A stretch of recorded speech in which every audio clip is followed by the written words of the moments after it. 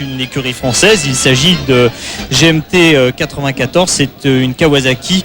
Elle est pilotée par Christophe Guyot. Voilà, on va donc tout de suite vous parler, après une page de publicité, je crois, Dominique, des résultats des essais avec, ne grillons pas le suspense, les écuries officielles en tête, mais on vous donne pas leur tout de suite.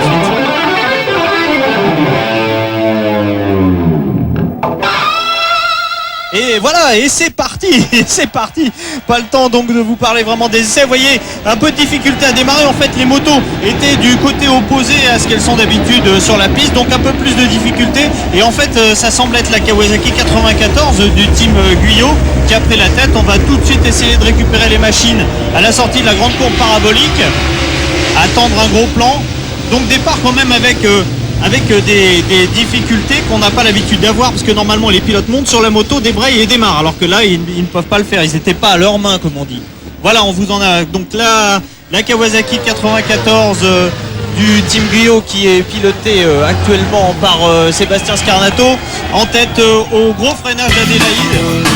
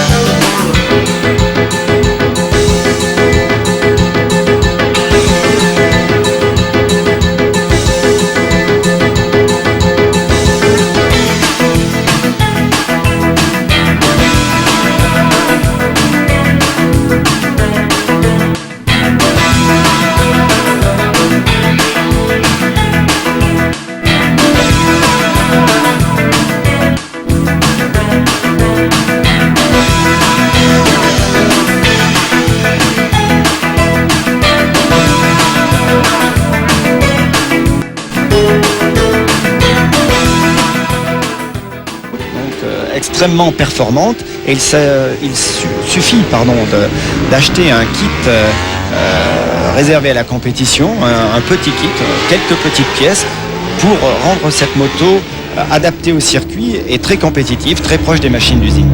Voilà, j'ai dit tout à l'heure que Sébastien Scarnato avait été doublé par la numéro 16, il va m'en vouloir, il résiste en ce moment d'ailleurs à la Yamaha. Et vous voyez juste derrière la Suzuki numéro 0, Suzuki qui était un tout petit peu en retrait par rapport aux autres machines officielles. Il faut dire que durant les essais, elle n'a pas eu beaucoup de chance. Arnaud Van Den Bosch, qui était le troisième pilote de cette moto, a chuté. Il n'a pas pu prendre le départ. Il a été commotionné, un tassement de la colonne vertébrale. Donc il a dû être remplacé au dernier moment.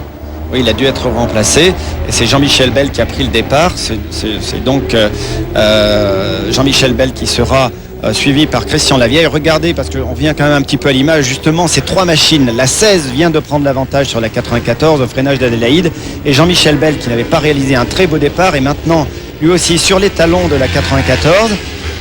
Voilà, de Scarnato, il tente de lui faire un extérieur, voilà, à l'épingle. Ça n'est pas passé, c'est difficile. On vous parlait justement de cette difficulté de pouvoir doubler d'autres pilotes.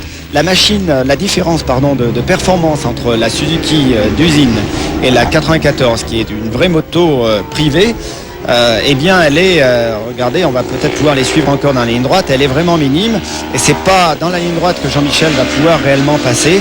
C'est en portant réellement une attaque de pilotage, alors sur les freins ou en essayant un intérieur. Tout à l'heure il a essayé un extérieur, ça n'est pas passé. Maintenant il va essayer autre chose, on ne sait pas encore quoi, mais on va le vivre avec vous. Voilà, on vous parlait des machines de série. Il y a des motos qui sont dans ce qu'on appelle la catégorie stock sport, des machines.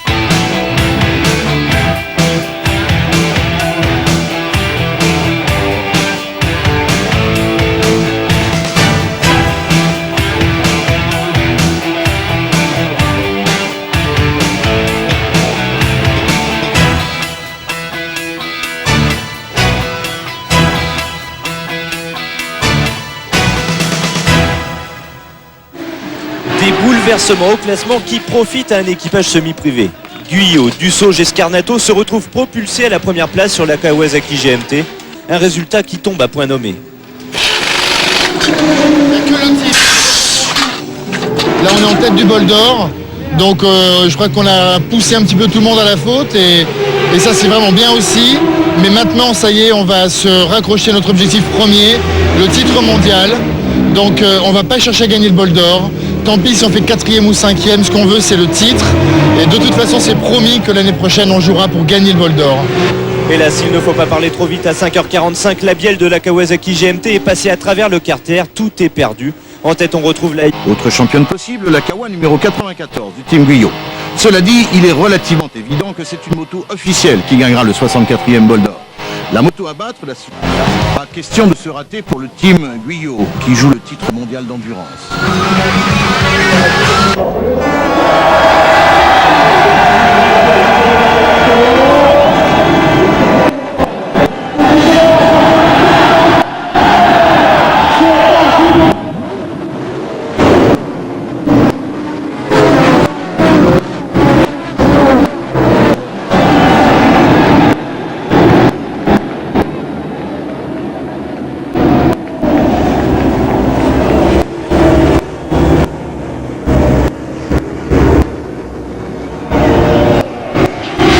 Et ça commence très fort pour Sébastien Scarnato sur la Kawasaki privée numéro 94 qui part en tête. Il est évident qu'il ne pourra y rester. Il y a quand même 10 chevaux de différence avec les motos officielles. Il n'empêche, superbe départ.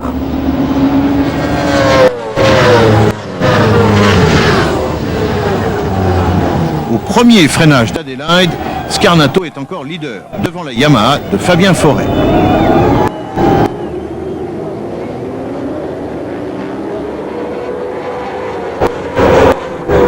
Virage du Nürburgring, Scarnato est devant Forêt, la Kawasaki 94 du team Guyot devant la Suzuki 5 du team Phase One, c'est-à-dire les deux motos qui se disputent le titre mondial. La Kawasaki 94 du team Guyot, la voici tournant comme une horloge, virevoltant avec bonheur au milieu des motos d'usine. Devenir champion du monde d'endurance moto, c'est net, ça donne des ailes. Des années, une moto privée se retrouve en tête du bol d'or. Sachant qu'en plus, cet équipage numéro 94, le team Guyot, se bat pour le titre mondial, on est ici doublement heureux et aussi forcément doublement inquiet.